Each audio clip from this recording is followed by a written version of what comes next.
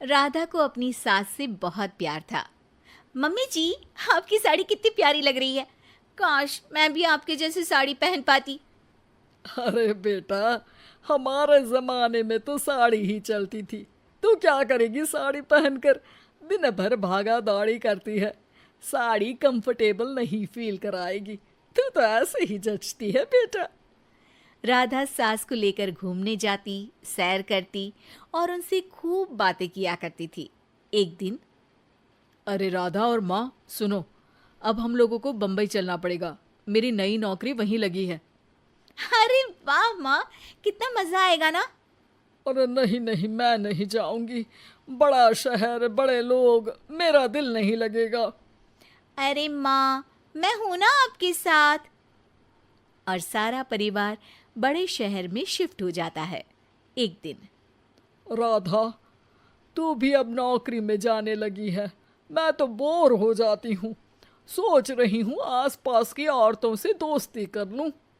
हाँ हाँ माँ, और क्या, यहाँ की औरतें तो किटी पार्टी और बहुत सी फन लविंग एक्टिविटी करती हैं। तो बेटा, दो चार फन लविंग से मुझे भी मिलवा देना। बहू सास के साथ बाहर निकलती है तो देखती है कि सास की उम्र की जो औरतें टहल रही हैं, उनका पहनावा ओढ़ावा सास से बिल्कुल अलग है। लेकिन फिर भी राधा एक औरत को रोकती है। Hello aunty, how are you? Oh great darling. Aunty, हम लोग यहाँ नए शिफ्ट हुए हैं। ये मेरी मम्मी है। क्या ये कल से आप लोगों को ज्वाइन कर सकती हैं? वो औरत सास की तरफ बड़ी ही अजीब नज़रों से देखती है, फिर कहती है, अब ठीक है, कल से भेज देना। सास समझ जाती है कि उस औरत को वो ठीक नहीं लगी, लेकिन फिर भी वो कुछ नहीं बोलती। अगले दिन, अरे माँ, अच्छी सी साड़ी पहनकर तैयार होकर जाइए। आपको आपकी दोस्तों के पास जाना है ना। और नहीं नहीं, मैं सोच रही हूँ घर पर बैठकर टीवी देखूं। वैसे भी रामायण का नया एपिसोड आएगा। नहीं माँ, आप जाओ ना, लोगों से मिलो, बात करो, अच्छा लगेगा। ना चाहते हुए भी सास उन लोगों के पास जाती है, लेकिन सभी सास से बुरा व्यवहार करते हैं। सास मुंह लटकाकर घर आ जाती है।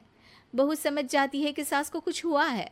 वो रोज सास को पार्क में भेजती, लेकिन सास रोज मुंह लटकाकर वापस आ जाती। क्या हुआ माँ, आप बाहर जाकर खुश नहीं होती हैं? अरे बेटा, खुश तो हूँ लेकिन।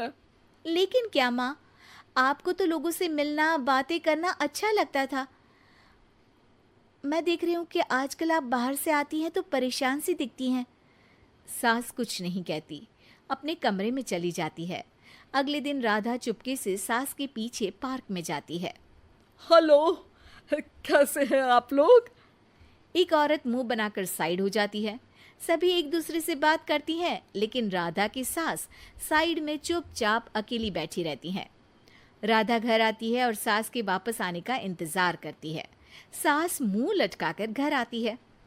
अरे मम्मी जी, तब से इंतजार कर रही हूँ, जल्दी तैयार हो जाइए, मार्केट जाना है। राधा सास को लेकर बाजार जाती है और उन्हें कुछ मॉडर्न कपड़े दिलाती है। अगले दिन सास उन कपड़ों को पहनकर पार्क में जाती है। Oh my God, you are looking gorgeous. Beautiful top, कहाँ से लिया?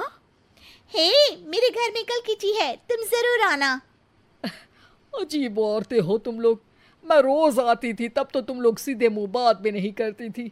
आज इन कपड़ों को देखकर तुम मुझे घर बुला रही हो। लेकिन सुनो, अब मुझे तुम लोगों से कोई बात नहीं करनी और ना ही दोस्ती करनी है।